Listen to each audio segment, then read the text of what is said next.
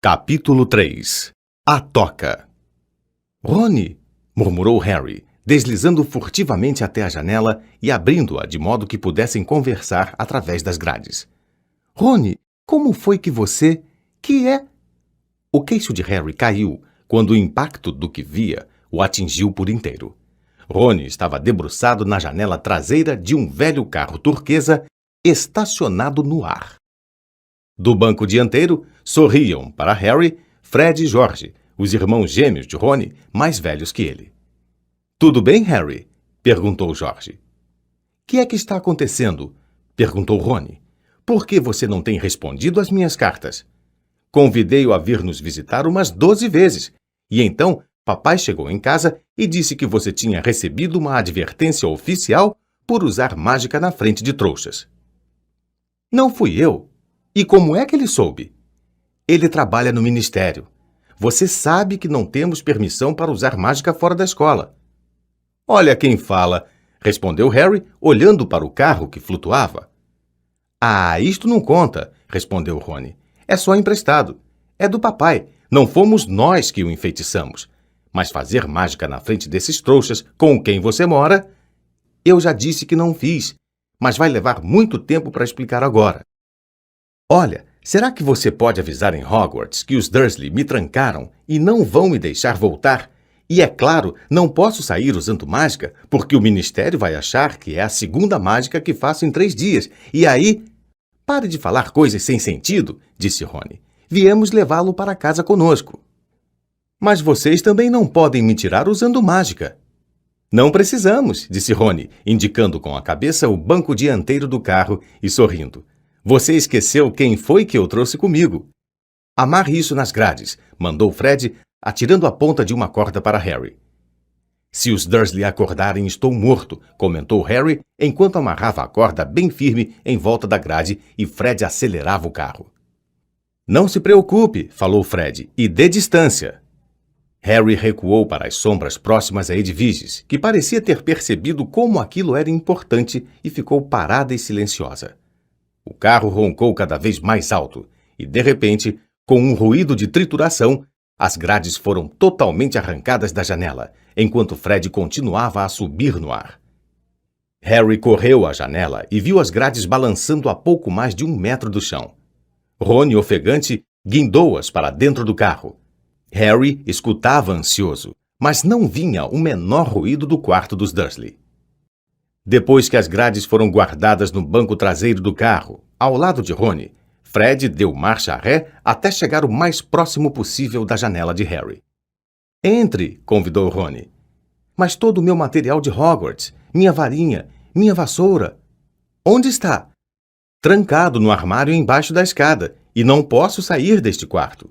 — Não tem problema, disse George do banco dianteiro do carro. Saia da frente, Harry. Fred e George entraram no quarto de Harry pela janela, feito gatos. A pessoa tinha que tirar o chapéu para eles, pensava Harry, quando George puxou um grampo do bolso e começou a arrombar a fechadura.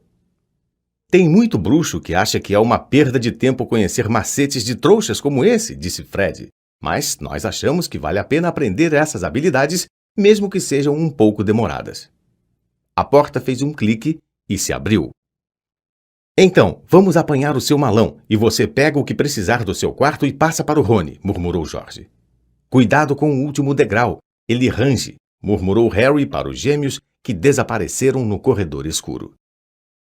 Harry correu pelo quarto reunindo seus pertences e passando-os a Rony pela janela. Então, foi ajudar Fred e George a carregar o malão para cima. Harry ouviu o tio Walter tossir.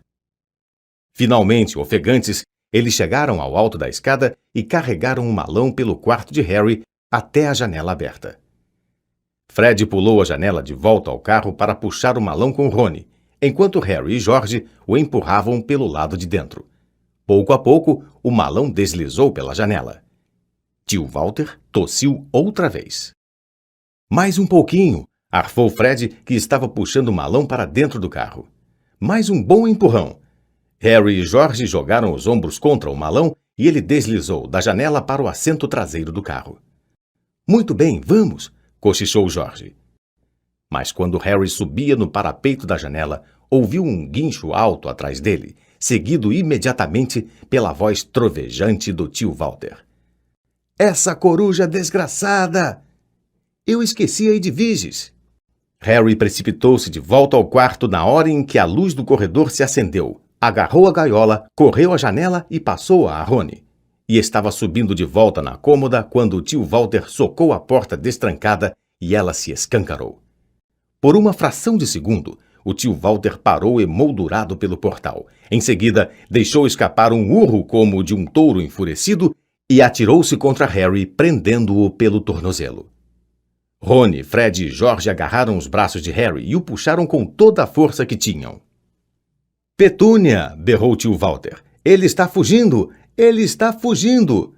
Mas os Weasley deram um puxão gigantesco e a perna de Harry se soltou da garra do tio Walter. E Harry já estava no carro e batia à porta.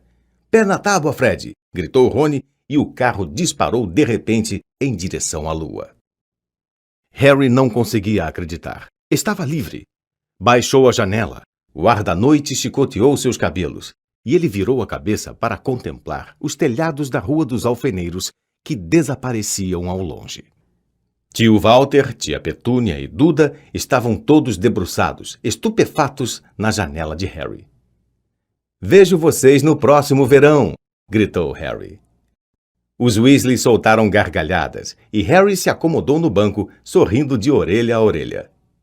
Solte a Edviges, pediu ele a Rony. Ela pode voar atrás do carro. Há séculos que não tem uma chance de esticar as asas. George passou o grampo a Rony e um momento depois, Edviges voou feliz pela janela e ficou deslizando ao lado do carro como um fantasma. Então, qual é a história, Harry? Perguntou Rony impaciente. Que aconteceu? Harry contou tudo sobre Dobby, o aviso que dera a Harry e o desastre com o pudim de violetas. Fez-se um silêncio longo e assombroso quando ele terminou. Muito esquisito, disse Fred finalmente. Decididamente suspeito, concordou George. E ele nem quis lhe dizer quem estaria tramando tudo isso? Acho que ele não podia, respondeu Harry. Eu lhe contei todas as vezes que ele estava quase deixando escapar alguma coisa, começava a bater a cabeça na parede. Harry viu Fred e George se entreolharem. O quê? Vocês acham que ele estava mentindo para mim? Perguntou Harry. Bom, respondeu Fred, vamos colocar a coisa assim. Elfos domésticos têm poderes mágicos próprios, mas em geral não podem usá-los sem a permissão dos donos. Calculo que o velho Dobby foi mandado para impedir que você voltasse a Hogwarts. Deve ser a ideia que alguém faz de uma brincadeira. Você pode imaginar alguém na escola que tenha raiva de você? Claro, disseram Harry e Rony juntos, na mesma hora. Draco Malfoy, explicou Harry, ele me odeia. Draco Malfoy? Perguntou George virando-se. O filho de Lúcio Malfoy? Deve ser, não é um nome muito comum, é? Disse Harry. Por quê? Já ouvi papai falar nele. Era um grande seguidor de você sabe quem. E quando você sabe quem desapareceu? Acrescentou Fred, esticando-se para olhar Harry. Lúcio Malfoy voltou dizendo que nunca tivera intenção de fazer nada. Um monte de bosta. Papai acha que ele fazia parte do círculo íntimo de você sabe quem. Harry já ouvira esses comentários sobre a família Malfoy antes e não se surpreendeu nem um pouco. Draco Malfoy fazia Duda Dursley parecer um menino bom, atencioso e sensível. Não sei se os Malfoy têm um elfo doméstico, disse Harry. Bom, seja quem for, os donos dele devem ser uma família de bruxos antiga e rica, disse Fred.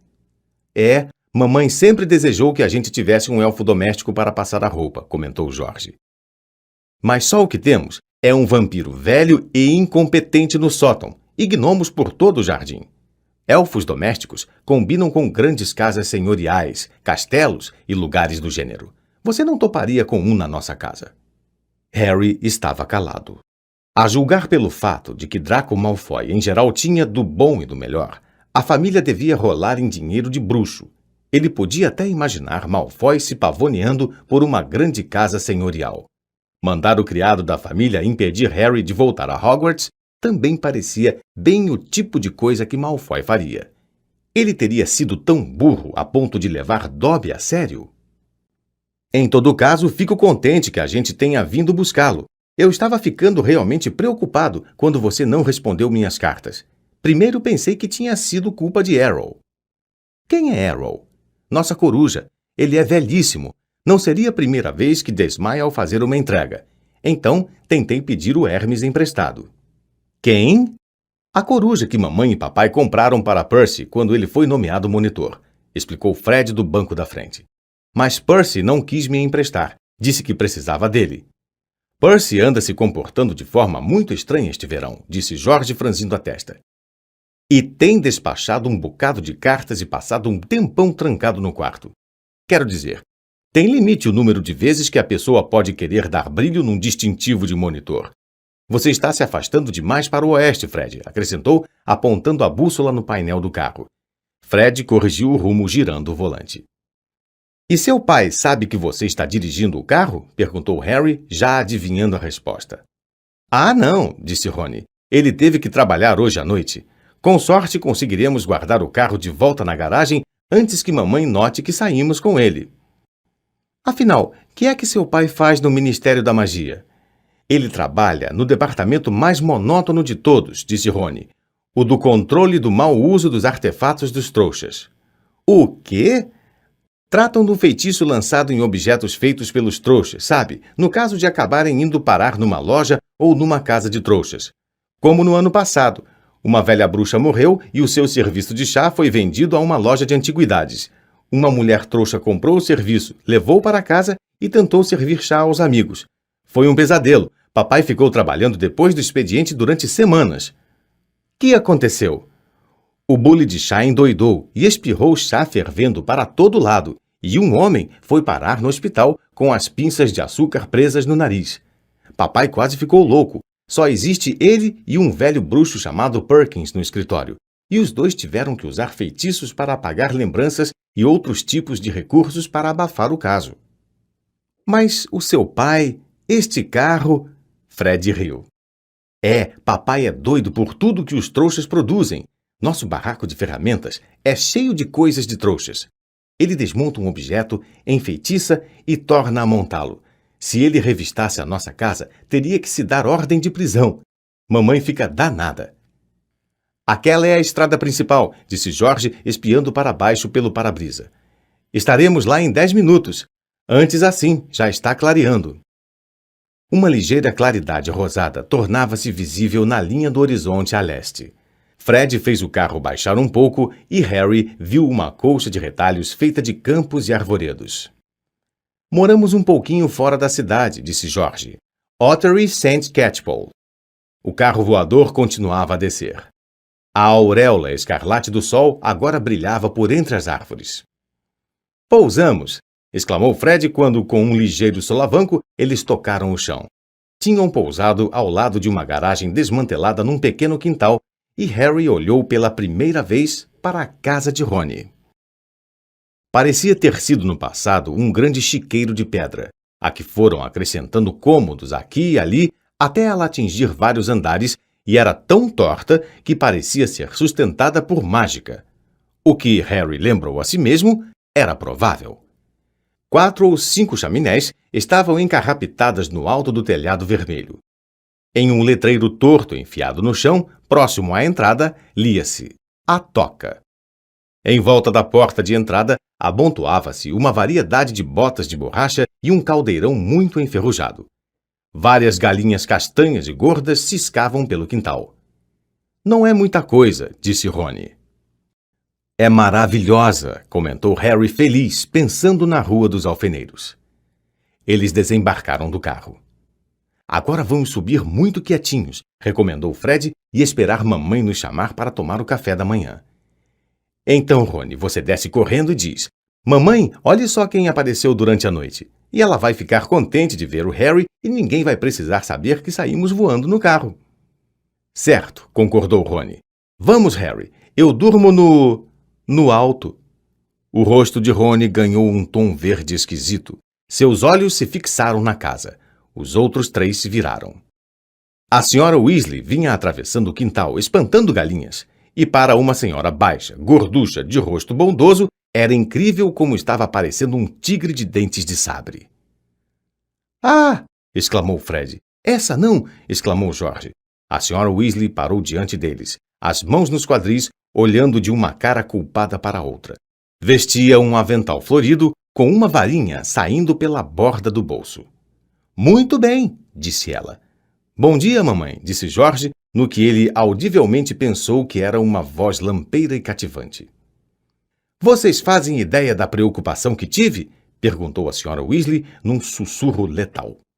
Desculpe, mamãe, mas sabe, tínhamos que... Os 3 filhos da senhora Weasley eram mais altos do que ela, mas encolheram à medida que a raiva da mãe ia desabando sobre eles. As camas vazias, nenhum bilhete, o carro desaparecido, podia ter batido, louca de preocupação. Vocês se importaram? Nunca em minha vida. Esperem até seu pai voltar. Nunca tivemos problemas assim com o Gui, nem com o Carlinhos, nem com o Percy. O Percy perfeito, resmungou Fred.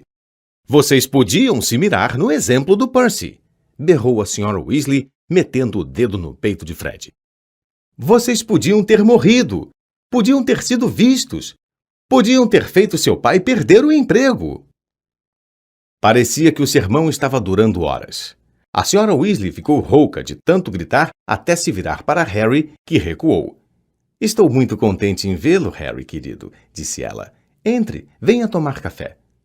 Deu meia volta e entrou em casa. E Harry, depois de lançar um olhar nervoso a Rony, que acenou com a cabeça animando-o, acompanhou-a. A cozinha era pequena e um tanto apertada.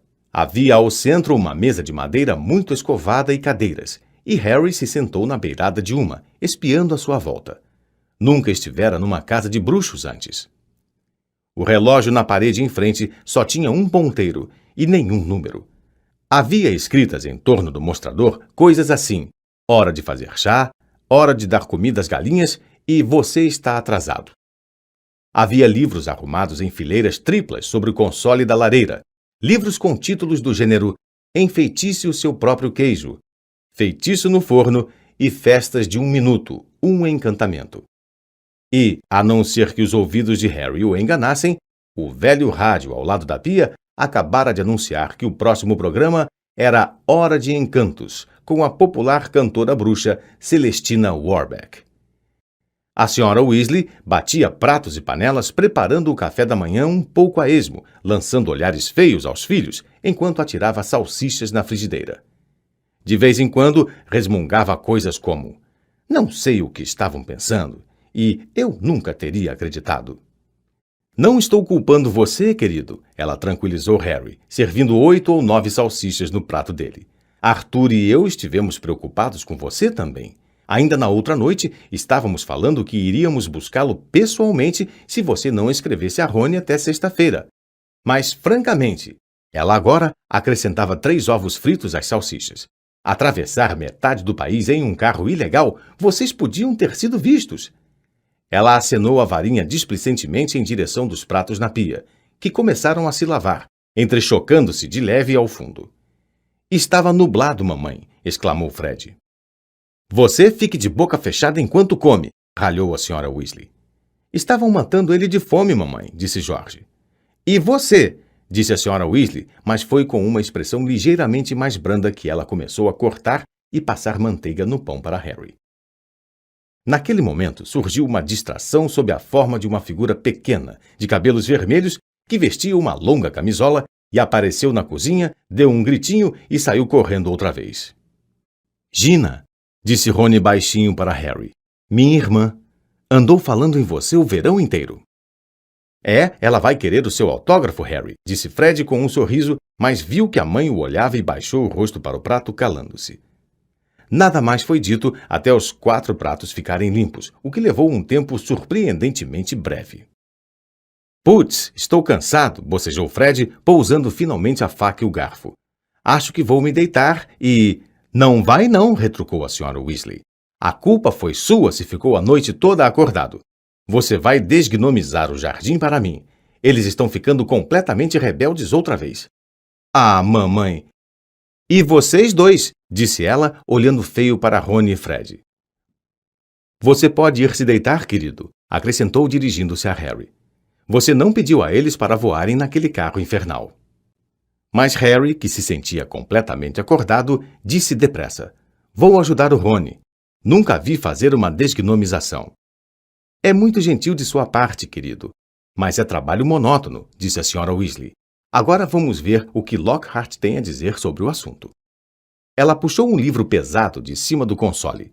George gemeu. Mamãe, nós sabemos como desgnomizar um jardim. Harry espiou a capa do livro da Sra. Weasley. Escritas na capa, em arabescos dourados, havia as palavras Guia de Pragas Domésticas, de Gilderoy Lockhart. Havia na capa uma grande foto de um bruxo bonitão de cabelos louros ondulados e olhos azuis muito vivos. Como sempre no mundo dos bruxos, a foto se mexia. O bruxo, que Harry supunha que fosse o tal Gilderoy Lockhart, não parava de piscar, muito animado para todos. Ah, ele é um assombro, disse a mãe. Conhece bem as pragas domésticas. É um livro maravilhoso. Mamãe tem um xodó por ele, disse Fred num sussurro muito audível. Não seja ridículo, Fred, retorquiu a Sra. Weasley, o rosto muito corado. Está bem, se vocês acham que sabem mais do que Lockhart, podem ir fazer o trabalho, mas tenho pena de vocês se tiver sobrado um único gnomo naquele jardim quando eu sair para inspecioná-lo. Aos bocejos e resmungos, os Weasley saíram se arrastando com Harry em sua cola. O jardim era grande e, aos olhos de Harry, exatamente como um jardim devia ser. Os Dursley não teriam gostado. Havia muito mato e a grama precisava ser aparada. Mas havia árvores nodosas a toda a volta dos muros, plantas que Harry nunca vira saindo de cada canteiro e um grande tanque de águas verdosas cheio de sapos. Os trouxas também têm gnomos de jardim, sabe? Harry contou a Rony quando cruzavam o gramado. Sei, já vi aquelas coisas que eles acham que são gnomos, disse Rony com o corpo dobrado e a cabeça enfiada num pé de peônias, como papais noéis baixinhos e gordinhos segurando varas de pescar. Ouviram um ruído de alguém se debatendo violentamente. O pé de peônia estremeceu e Rony se levantou. Isto é um gnomo, disse sério. Tire as mãos de cima de mim! Tire as mãos de cima de mim! Guinchou o gnomo. De certo, não parecia nada com um Papai Noel. Era pequeno, a pele parecia um couro, a cabeçorra cheia de calombos e careca, igualzinha a uma batata. Rony segurou-o à distância enquanto o gnomo o chutava com os pezinhos calosos. O garoto o agarrou pelos tornozelos e o virou de cabeça para baixo. Isto é o que a gente tem que fazer, explicou, e ergueu o gnomo acima da cabeça. Tire as mãos de mim! E começou a rodá-lo em grandes círculos como se fosse laçar um boi. Ao ver a cara de espanto de Harry, Rony acrescentou, isto não machuca. Você só precisa deixá-los bem tontos para não poderem encontrar o caminho de volta para as tocas de gnomos. Ele soltou os tornozelos do gnomo, que voou uns 6 metros para o alto e caiu com um baque surdo no campo do outro lado da sebe. Lamentável, exclamou Fred. Aposto que posso atirar o meu bem além daquele toco de árvore. Harry aprendeu depressa a não sentir muita pena dos gnomos. Resolveu simplesmente deixar cair por cima da sebe o primeiro que pegou, mas o gnomo, pressentindo fraqueza, enterrou os dentes afiados como navalhas no seu dedo, e Harry teve muito trabalho para sacudi-lo longe, até que... Uau, Harry! Esse deve ter caído a uns 15 metros. O ar não tardou a ficar coalhado de gnomos voadores. Está vendo? Eles não são muito inteligentes, disse George, agarrando 5 ou 6 gnomos de uma vez. Na hora que descobrem que está havendo uma desgnomização, aparecem correndo para dar uma espiada. Era de se esperar que já tivessem aprendido a ficar quietos. Logo, os gnomos atirados no campo começaram a se afastar em uma linha descontínua, os ombrinhos curvados. Eles vão voltar, disse Rony enquanto observavam os gnomos desaparecerem na sebe do outro lado do campo. Eles adoram isso aqui. Papai é muito mole com eles. Acha que são engraçados.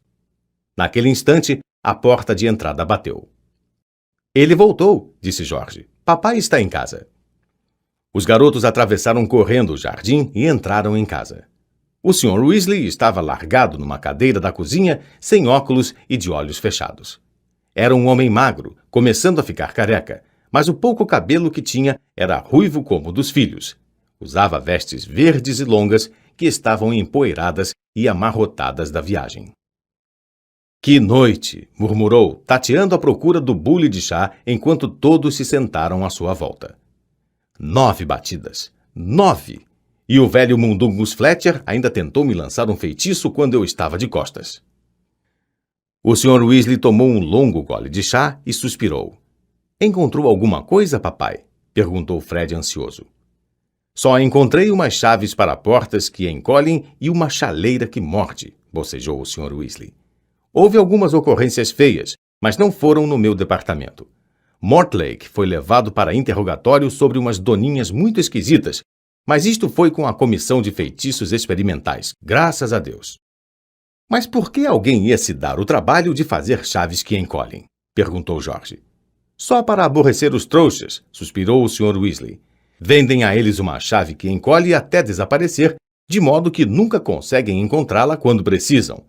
É claro que é muito difícil processar alguém, porque nenhum trouxa vai admitir que a chave dele não para de encolher. Insistem que vivem a perdê-las. Deus os abençoe. Eles vão a extremos para fingir que magia não existe, mesmo que esteja no nariz deles. Mas as coisas que o nosso pessoal anda enfeitiçando, vocês não iriam acreditar. Como carros, por exemplo? A Sra. Weasley aparecera, empunhando um longo atiçador como uma espada. Os olhos do Sr. Weasley se arregalaram. Ele olhou com cara de culpa para a mulher. Carros, Molly, querida? É, Arthur, carros, disse a Sra. Weasley, os olhos faiscando. Imagine só um bruxo comprar um carro velho e enferrujado e dizer à mulher que só quer desmontá-lo para ver como funciona, quando, na realidade, o enfeitiçou para fazê-lo voar. O Sr. Weasley piscou os olhos. Bom, querida, acho que você vai descobrir que ele estava agindo dentro da lei quando fez isso, mesmo que tivesse agido melhor se tivesse contado a verdade à mulher. Há um furo na lei, você vai descobrir. Desde que ele não tivesse intenção de voar no carro, o fato de que o carro poderia voar não... Arthur Weasley, você providenciou para que houvesse um furo nessa lei quando a escreveu, gritou a Sra. Weasley. Só para você poder continuar a se distrair com aquela lixaria dos trouxas no seu barraco. E para sua informação, Harry chegou hoje de manhã naquele carro que você não tinha intenção de fazer voar. Harry? Exclamou o Sr. Weasley sem entender. Que Harry? Ele olhou à volta, viu Harry e deu um salto. Deus do céu, é Harry Potter! Muito prazer em conhecê-lo. Rony tem falado tanto em...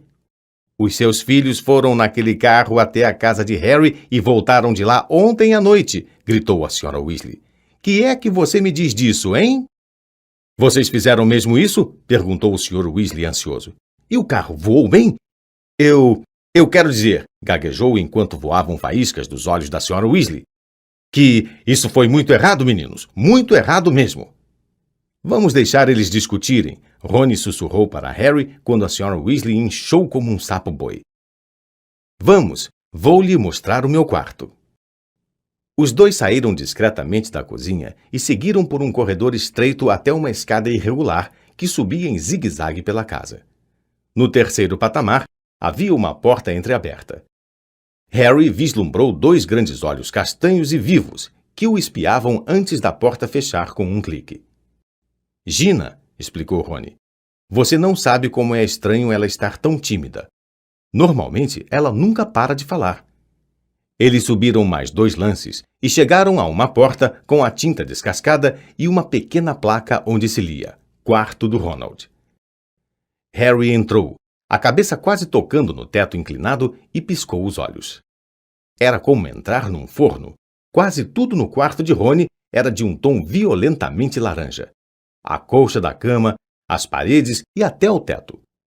Então, Harry percebeu que Rony tinha coberto praticamente cada centímetro do papel de parede gasto com pôsteres dos mesmos 7 bruxos e bruxas, todos usando vestes laranja vivo, segurando vassouras e acenando com animação.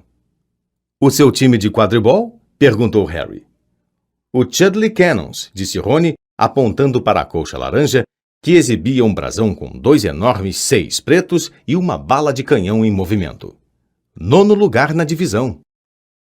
Os livros escolares de feitiçaria que pertenciam a Rony estavam empilhados de qualquer jeito num canto, junto com um monte de histórias em quadrinhos que pareciam conter a mesma tira. As Aventuras de Martin Miggs, o Trouxa Pirado. A varinha de condão de Rony estava em cima de um aquário cheio de ovas de rã, no peitoril da janela, ao lado do seu rato cinzento e gordo, o Perebas, que tirava um cochilo numa nesga de sol. Harry pulou por cima de um baralho de cartas autoembaralhantes que estava no chão e espiou pela janelinha. No campo, lá embaixo, ele viu uma turma de gnomos que voltavam sorrateiros, um a um, pela cerca dos Weasley. Depois, virou-se para olhar Rony, que o observava quase nervoso, como se esperasse ouvir sua opinião. É meio pequeno, disse Rony depressa. Nada como aquele quarto que você tinha na casa dos trouxas. E estou bem debaixo do vampiro no sótão, sempre batendo nos canos e gemendo. Mas Harry, com um grande sorriso, disse: Esta é a melhor casa que já visitei. As orelhas de Rony ficaram vermelhas.